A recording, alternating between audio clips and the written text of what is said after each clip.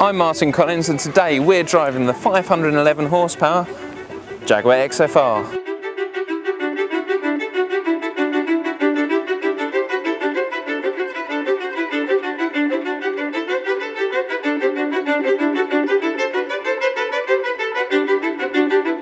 Nowhere is it more obvious of the new Jaguar design direction than in the interior here of the Jaguar XFR. Gone is the old mannish veneers to be replaced by this beautiful leather top dash with contrasting brown finishes. We've got turned aluminium dashboard, a heated leather steering wheel and this gorgeous suede roof lining. All in all, it's a very bespoke finish for what is actually a mass-produced car. I'm afraid I'm not keen on everything in here. Some of the chrome finishes are a bit cheap and look like they'll scratch really easily. The steering wheel looks a bit too similar to the standard item. The only differences being this leather trimmed area and the rather cheap looking badge. But overall, the ambience in this interior is fantastic. It almost feels like a fighter pilot from the road, the way you sit in the car.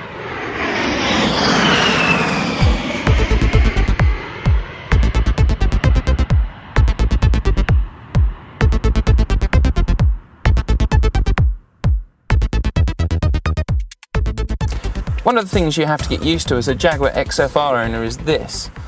This is the key fob. There is actually no key for this car, but you must have it on your person, otherwise it won't start. I've had an amusing story of a journalist who actually forgot to have this on him, but managed to start the car and drive all the way to Liverpool. It was only when he was filling it up he realised he didn't have it on him, and obviously the car wouldn't start. The starting procedure for this car is fairly simple. You need to put your foot on the foot brake, push the start-stop button, where the gear selector actually just rises out the dashboard, twist into drive, knock the electronic handbrake off, and we're away.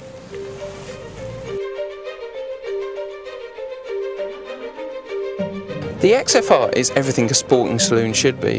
The ride is refined, the performance is excellent, and the sound of that charismatic V8 is enough to melt your heart.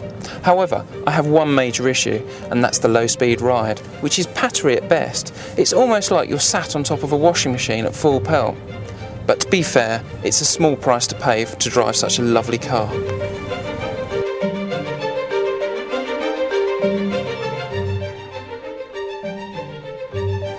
The exterior of the XFR is stylist Ian Callum's idea of a 20th century Jaguar. At the front we've got these imposing headlamp units, this massive grille, which I must say is actually the least successful part of the design. It's actually chromed plastic, which I imagine is for safety reasons, but it just looks a bit gaudy and a bit cheap against the rest of the design. I just think that that's possibly up for a mid-style makeover. As we move around towards the front here, for the XFR, we've got these air vents for the supercharger in the bonnet and 20-inch alloy wheels. And just in case you'd forgotten that it was supercharged, there's supercharged on the wheel and there's supercharged on the bonnet. Very subtle, but still there. Also on the front wing, we've got these rather nice details. They don't actually do a great deal, but the chrome issue is very nice. Other exclusive parts of the XFR design are these rather nice side skirts, and the overall design is very attractive. It's almost like the Mercedes CLS in the fact that it's almost coupe-like but in a four-door saloon. You've got the sweeping back end. Overall, I think it's a very, very subtle sports car.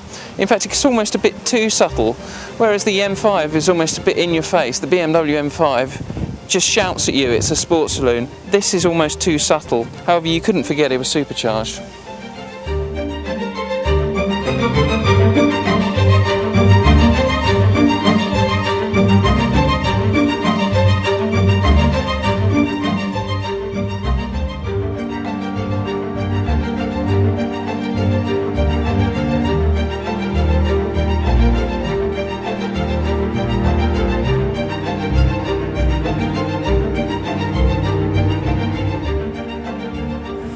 So this has been the Jaguar XFR, an undeniably awesome machine. If you're in the market for a high performance saloon, you're probably also considering the BMW M5. I'd say this is the better car.